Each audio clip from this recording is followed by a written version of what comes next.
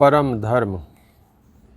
महर्षि दयानंद जी महाराज ने धर्म की परिभाषाएं विभिन्न शब्दों में अपने विभिन्न ग्रंथों में दी हैं। सत्यार्थ प्रकाश के तृतीय समुल्लास में लिखते हैं, जो पक्षपात रहित न्याय, सत्य का ग्रहण, असत्य का सर्वथा परित्याग रूप आचार है, उसी का नाम धर्म है। और इससे विपरीत जो पक्षपात सहित अन्याय आचरण, सत्य का त्याग और असत्य का ग्रहण रूप कर्म है, उसी को अधर्म कहते हैं। पंचम समुल्लास में महर्षि लिखते हैं, धर्म तो पक्षपात रहित न्यायाचरण, सत्य का ग्रहण, असत्य का परित्याग, वेदोक्त ईश्वर की आज्ञा पालन, परोपकार, सत्य भाषण आदि लक्षण सब आश्रमों अर्थात सब मनुष्य मात्र का एक ही है। धृति क्षमा दमोस्तेयम शौचम इंद्रिय निग्रहः धीर विद्या सत्यम क्रोधो दशकम धर्म लक्षणम।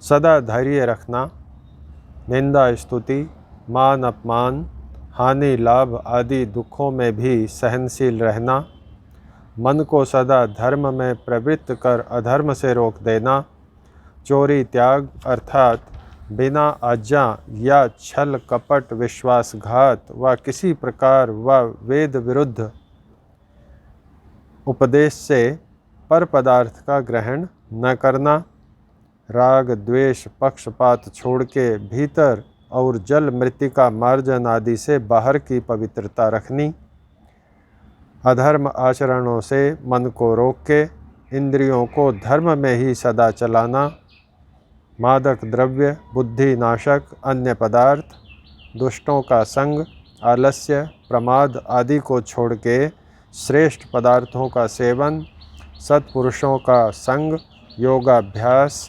धर्माचरण, ब्रह्मचर्य आदि शुभ कर्मों से बुद्धि का बढ़ाना, पृथ्वी से लेके परमेश्वर पर्यंत यथार्थ जान और उससे यथा योग्य उपकार लेना, जैसा आत्मा में वैसा मन में, जैसा मन में वैसा वाणी में, जैसा वाणी में वैसा कर्म में वर्तना, जैसा जो पदार्थ हो उसको वैसा ही समझना, बोलना, करना, क्रोध आदि दोषों को छोड़ के शांति आदि गुण ग्रहण करना, ये धर्म के 10 लक्षण महर्षि ने मनु के आधार पर लिखे हैं। एकादश समुल्लास में पुनः लिखते हैं, इसी प्रकार ब्रह्मा से लेकर जैमिनी मुनि पर्यंत का मत है कि वेद विरुद्ध को न मानना किंतु वेदानुकूल का ही आचरण करना धर्म है। ऋग्वेदादि भाष्य भूमिका में लिखते हैं, जो न्याय अर्थात पक्षपात को छोड़ के सत्य का आचरण और असत्य परित्याग करना है, उसी को धर्म कहते हैं। मन का बल और उसकी शुद्धि करना भी धर्म का उत्तम लक्षण है। प्रातःकाल और संध्याकाल में वायु और वृष्टि जल को दुर्गंध से छुड़ा के सुगंधित करने से सब मनुष्यों को स्वर्ग अर्थात सुख की प्राप्ति होती है। इसीलिए अग्निहोत्र को भी धर्म का लक्षण कहते हैं। स्वमंतव्य प्रकाश में ऋषि लिखते हैं, जो पक्षपात रहित सत्य भाषणादि युक्त ईश्वराज्ञा वेदों के अविरुद्ध है, उसको धर्म, और जो पक्षपात सहित अन्याय आचरण, मिथ्या भाषणादि ईश्वराज्ञा भंग वेद विरुद्ध है, उसको अधर्म मानता हूँ। आर्योद्देश रत्नमाला में ऋषि लिखते हैं, जिसका स्वरूप ईश्वर की आज्ञा का यथावत पालन, पक्षपात रहित न्याय सर्वहित करना है, जो कि प्रत्यक्षादि प्रमाणों से सुपरीक्षित और वेदोक्त होने से सब मनुष्यों के लिए एक और मानने योग्य है, उसको धर्म कहते हैं। महर्षि गोकरुणानिधि में लिखते हैं, जिस जिस व्यवहार से दूसरों की हानि हो वह वह अधर्म, और जिस जिस व्यवहार से उपकार हो वह वह धर्म कहता है। व्यवहार भानु में लिखते हैं, जिस जिस कर्म के करने से अपने आत्मा को शंका, लज्जा और भय नहीं होता वह वह धर्म, और जिस जिस कर्म में शंका आदि होते हैं वह वह अधर्म। सत्य व्यवहार करने का नाम धर्म और विपरीत वर्तने का नाम अधर्म है। नहीं सत्यात् परो धर्मो नानृतात् पातकम परम का अर्थ करते हैं, यह निश्चित है कि न सत्य से परे कोई धर्म और न असत्य से परे कोई अधर्म है। महर्षि धर्म का आधार वेद को मानते हैं तथा मानते हैं कि इसी से उत्तम सुख व निश्रेयस की सिद्धि होती है। धर्म के प्रत्येक लक्षण में प्रत्यक्ष अथवा अप्रत्यक्ष ऋषि ने वेद ज्ञान को आधार माना है तथा स्पष्ट किया है कि जो वेदों के अनुकूल है, जो वेदों के विरुद्ध है, जो वेदोक्त है वही धर्म है, जो प्रतिकूल है वही अधर्म है। महर्षि ऋग्वेदादि भाष्य भूमिका में लिखते हैं, ईश्वर ने वेदों में मनुष्यों के लिए जिसके करने की आज्ञा दी है वही धर्म, और जिसके करने की प्रेरणा नहीं की है वह अधर्म कहता है। आर्यजनों, धर्म की विस्तृत व्याख्या महर्षि ने की है तथा धर्म को जानने, मानने व आचरण में लाने हेतु बहुत बल दिया है। एक बार सोचें, महर्षि ने परम धर्म किसे माना है? आर्यों के लिए परम धर्म क्या बताया है? आर्य समाज का तीसरा नियम कहता है, वेद सब सत्य विद्याओं का पुस्तक है। वेद का पढ़ना पढ़ाना, सुनना सुनाना सब आर्यों का परम धर्म है। उन्होंने आर्यों का परम धर्म स्पष्टतः वेद का पढ़ना पढ़ाना व सुनना सुनाना बताया है, क्योंकि वेद को महर्षि ईश्वरीय ज्ञान मानते हैं तथा उनका स्पष्ट मानना है कि जो धर्म के ज्ञान की इच्छा करे वे वेद द्वारा धर्म का निश्चय करें, क्योंकि धर्म अधर्म का निश्चय बिना वेद के ठीक ठीक नहीं हो सकता।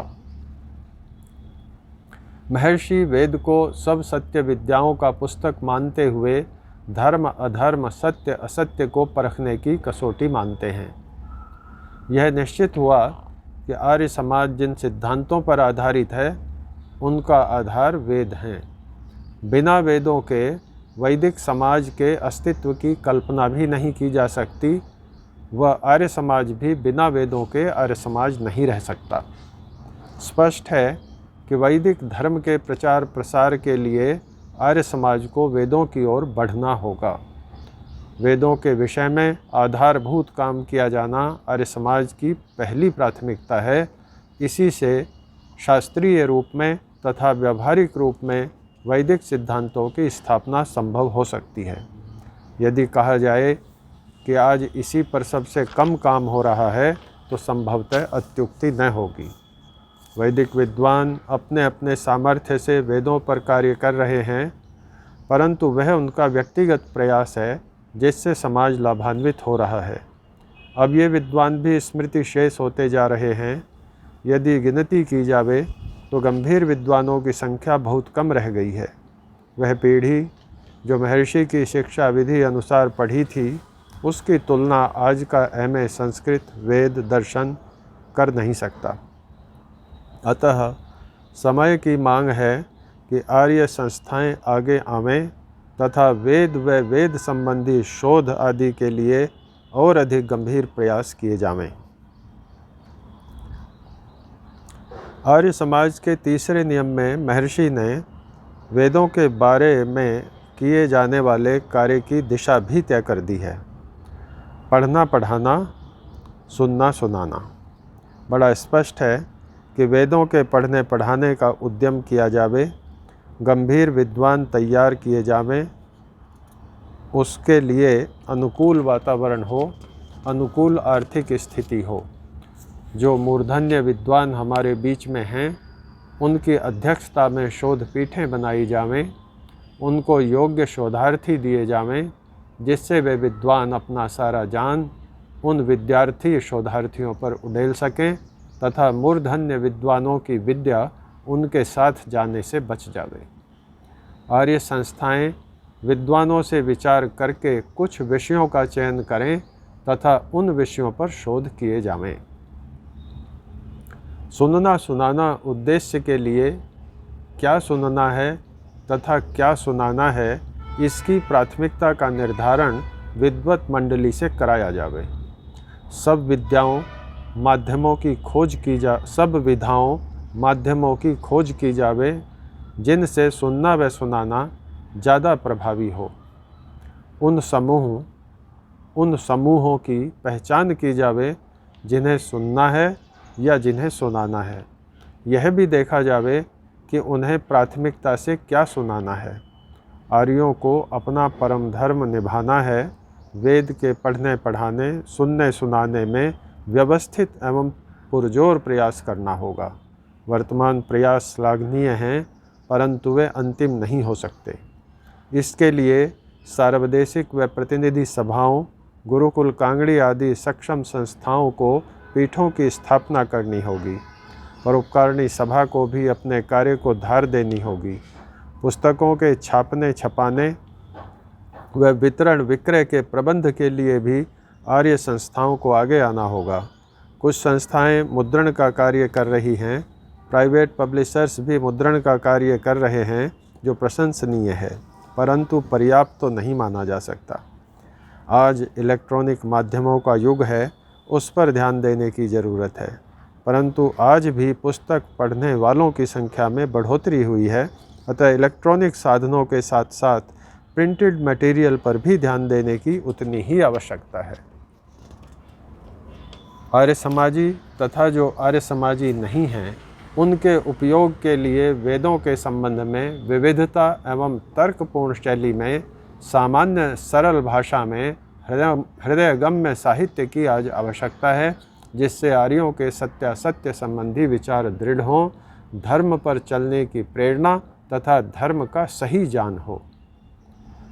आर्येतरों को भी वेद सरल लगें, वे उन्हें पढ़ने के लिए जानने के लिए प्रेरित हों तथा जाने या अनजाने धर्म का पालन करना प्रारंभ कर दें।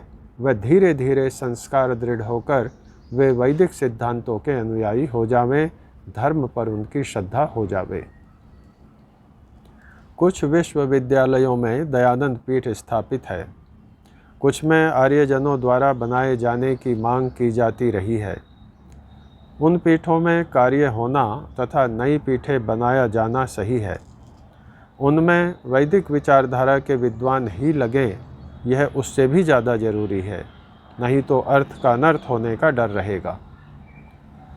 परंतु सार्वदेशिक व प्रतिनिधि सभाओं आदि समर्थ संस्थाओं में वेद वेदांग पीठ बनाकर उनमें विद्वानों की नियुक्ति कर गहरा गंभीर काम होना अपरिहार्य लगता है। इससे पूर्व में किए गए विभिन्न संस्थाओं में हुए तत्संबंधी शोधों की सूचना का एकत्रीकरण भी होगा तथा विद्वानों की सलाह अनुसार जो विषय शेष हैं या जिन पर कार्य करना समुचित है, उन पर कार्य भी होगा। राजस्थान के एक विश्वविद्यालय में ऐसी कई अलग अलग धर्मों से संबंधित पीठें स्थापित हैं। मैंने कुछ समय इस विश्वविद्यालय के कुलपति पद पर कार्य किया था। मेरा अनुभव है कि यह आवश्यक नहीं कि प्रत्येक विद्वान को उसकी बड़ी आयु में घर छोड़कर अन्य कहीं रहने के लिए बाध्य किया जावे। यह हो सकता है कि जो अपने निवास स्थान पर रहकर ही कार्य करना चाहते हैं, वे वहीं रहकर कार्य करें तथा शोधार्थी वहीं पर अध्ययन करें। पढ़ाने व पढ़ने वाले विद्वानों को उचित सुविधा व पारिश्रमिक दिया जावे। मुख्य कार्य शोध होना है, उसे ही प्राथमिकता होनी चाहिए। कहाँ बैठकर हो रहा है, यह मायने नहीं रखता। आर्य समाज में अधिकतर संस्थाओं में निर्माण कार्य पर्याप्त हो चुके हैं, अतः पीठों के नाम पर भवन बनाना प्राथमिकता नहीं होनी चाहिए, अपितु ठोस कार्य किया जाना चाहिए। महर्षि लिखते हैं, विद्वानों की शिक्षा और वेद पढ़े बिना केवल स्वाभाविक ज्ञान से किसी मनुष्य का निर्वाह नहीं हो सकता।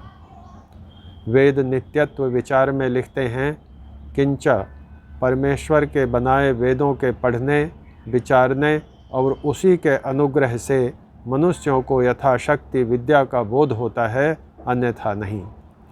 धर्म जिज्ञासमानानां प्रमाणम परमम श्रुति का अर्थ करते हुए लिखते हैं, जो धर्म के ज्ञान की इच्छा करें वे वेद द्वारा धर्म का निश्चय करें, क्योंकि धर्म अधर्म का निश्चय बिना वेद के ठीक ठीक नहीं हो सकता। अतः महर्षि द्वारा बनाए आर्य समाज के तीसरे नियम की पालना करना सभी आर्यों का कर्तव्य है। वेद के पढ़ने पढ़ाने, सुनने सुनाने के परम धर्म के पालन में पुरुषार्थ करना सभी आर्यों के लिए ऋषि का आदेश है। ऋषि के आदेश की पालना तो करनी ही चाहिए, इसमें विकल्प नहीं हो सकता। कर्तव्यम आचरन् कार्यम अकर्तव्यम अनाचरन् तिष्ठति प्रकृताचारे सैवा आर्य इति स्मृतः। फरवरी 2018।